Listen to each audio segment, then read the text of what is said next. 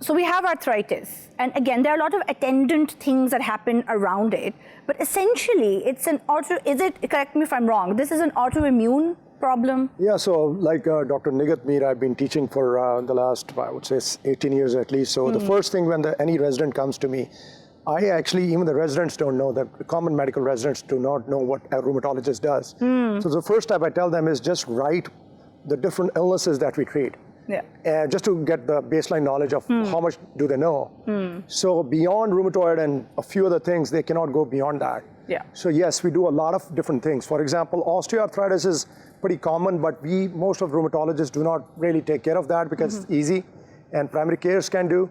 But our main job is to differentiate the osteoarthritis with a large, vast group of inflammatory arthritides, which may include, rheumatoid arthritis, seronegative rheumatoid arthritis, a lot of spondyloarthropathies, which basically in a nutshell is an inflammatory back pain of young people, and HLA-B27 positive.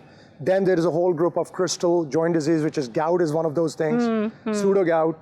But this is only the arthritic part. Right. Then we have a huge component of autoimmune diseases, which actually can be pretty vast as well. Yeah.